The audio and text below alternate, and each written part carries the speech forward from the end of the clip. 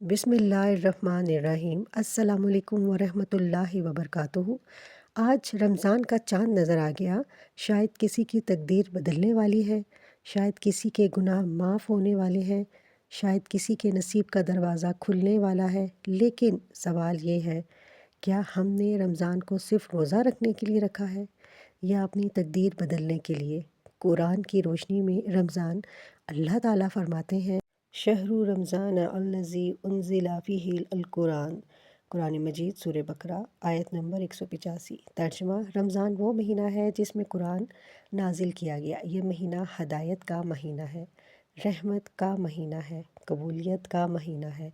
हज़ूर पाक सल्लल्लाहु अलैहि वसल्लम की बशारत ये है कि मोहम्मद सल्लल्लाहु अलैहि वसल्लम ने फरमाया, जब रमज़ान आता है तो जन्नत के दरवाज़े खोल दिए जाते हैं, जहन्नुम के दरवाज़े बंद कर दिए जाते हैं और शयातीन को जकड़ दिया जाता है। सही बुखारी 1899, सही मुस्लिम 1069।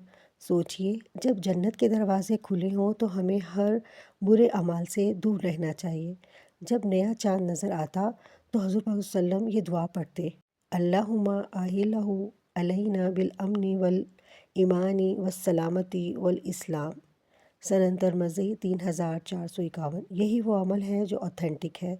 आपको मालूम है कि गाड़ी, घर, दौलत कैसे मिले? असल राज रमज़ान में कबूलियत के ख़ास औक़ात। अफ्तार के वक्त दुआ। हदीस, रोज़ेदार की दुआ रद्द नहीं की जाती। सनन इब्न माजा 1753। सूरतुल क़दर 3 बार पढ़ें।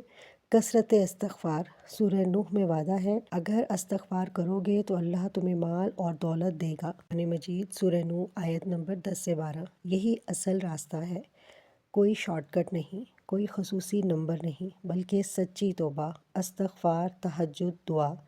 अमल का तरीका नहायत आसान है। रमज़ान की पहली रात 100 मरतबा इस्तग़फ़ार, अस्तग़फ़िरुल्लाह रब्बी मिन कुल्लि ज़ंबी व अतूबु इलैहि। 100 मरतबा दरूद शरीफ। चाँद की मसनून दुआ। अफ्तार से पहले कम से कम 5 मिनट हाथ उठाकर अपनी दुनिया और आखिरत मांगें। गाड़ी भी मांगें, घर भी मांगें, रिस्क भी मांगें, लेकिन साथ ये ज़रूर कहें, या अल्लाह, अगर ये मेरे हक़ में बेहतर हो तो अता फ़रमा। रमज़ान सौदा करने का महीना नहीं, तकदीर बदलने का महीना है। अल्लाह से मांगने में शर्म ना करें। वो मालिक है, वो राज़िक है, वो देने वाला है। हो सकता है इस रमज़ान आपको गाड़ी मिल जाए, घर मिल जाए, या इससे भी बड़ी चीज़ अल्लाह की रज़ा मिल जाए।